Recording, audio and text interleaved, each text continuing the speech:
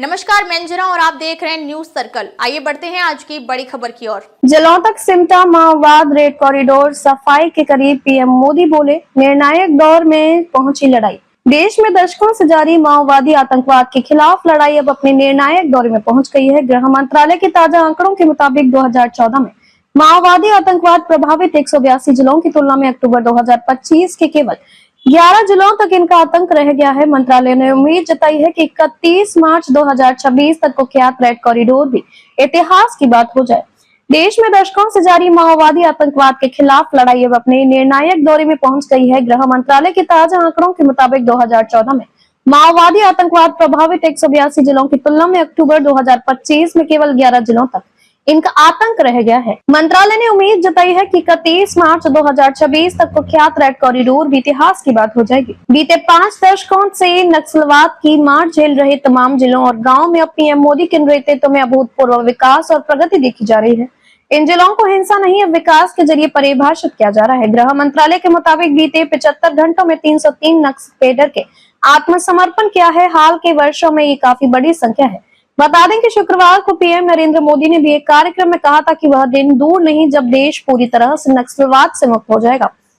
इस बार इन इलाकों में माओवादी आतंकवाद से आजादी मिलने की खुशी में असल मायने में दिवाली का जश्न होगा। उन्होंने कांग्रेस पर हमला करते हुए कहा था कि केंद्र में कांग्रेस शासन के दौरान अर्बन नक्सलियों का एक पूरा इकोसिस्टम काम करता था। ये अर्बन नक्सल तब और अब भी इस कदर हावी है कि वे माओवादी आतंकवाद की घटनाओं को छिपाने के लिए बड़े पैमाने पर अभियान चलाते हैं ताकि इनसे जुड़ी खबरें देशवासियों के सामने न आ पाए। उन्होंने बीते दिनों का एक उदाहरण भी दिया जिसमें इस आतंकवाद के पीड़ित कुछ लोग राष्ट्रीय राजधानी आए थे। पीएम मोदी ने कहा था कि माओवादी आतंकवाद के पीड़ितों में से कुछ के पैर नहीं थे, कुछ के हाथ कटे हुए थे, किसी ने आंख गंवा दी थी। इनमें वे ग्रामीण लोग, आदिवासी भाई और बहनों, किसानों के बेटे, माताएं और महिलाएं भी शामिल थे जिन्हें दोनों पैर कटवाने पड़े थे। ये लोग हाथ जोड़कर विनती कर रहे थे कि हमारी पीड़ा लोगों तक पहुंचाए। यहाँ तक कि उन्होंने प्रेस कॉन्फ्रेंस भी की, लेकिन आप में से शायद ही किसी ने इनकी खबरें देखी या सुनी होंगी। उन्होंने कहा कि जो लोग माओवादी आतंकवाद के ठेकेदार बनते हैं, उन्होंने इन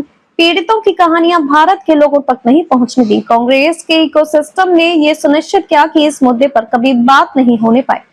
पीएम मोदी ने कहा कि ऐसा भी दौर था जब देश का लगभग हर राज्य नक्सलहसा और माओवादी आतंकवाद से प्रभावित था।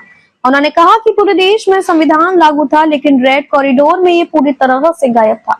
और मैं पूरी जिम्मेदारी से कहता हूं कि जो लोग संविधान की किताब को अपने सिर पर लेकर नाचते हैं, वे आज भी दिन रात इन माओवादी आतंकवादियों के हितों की रक्षा में लगे रहते हैं, जिनका संविधान में विश्वास ही नहीं है।